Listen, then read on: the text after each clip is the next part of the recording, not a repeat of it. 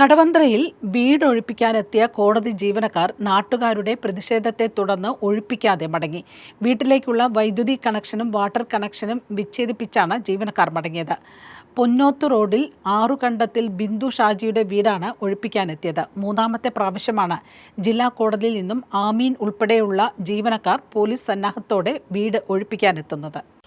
40 വർഷത്തിലധികമായി ബിന്ദു ഷാജിയും കുടുംബവും പൊന്നോത്ത് റോഡിലെ സ്ഥലത്താണ് താമസിക്കുന്നത്. ബിന്ദുവിൻ്റെ വീടിരിക്കുന്ന 3 സെന്റ് ഉൾപ്പെടെ 62 സെന്റ് പുറമ്പോക്ക് ഭൂമിക്ക് വളഞ്ഞമ്പലം സ്വദേശിയും എതിർകക്ഷിക്കാരനുമായ രവീന്ദ്രൻ്റെ അച്ഛൻ 1995 പട്ടയം സമ്പാദിച്ചിരുന്നു. ബിന്ദുവും കുടുംബവും പറമ്പിൽ അനധികൃതമായി താമസിക്കുകയാണെന്നും കുടുംബത്തെ ഒഴിപ്പിക്കണമെന്നും ആവശ്യപ്പെട്ട് രവീന്ദ്രൻ 2017 എറണാകുളം മുൻസിഫ് കോടതിയെ സമീപിച്ചു. എന്നാൽ ബിന്ദുവിന് അനുകൂലമായി വിധി വന്നു.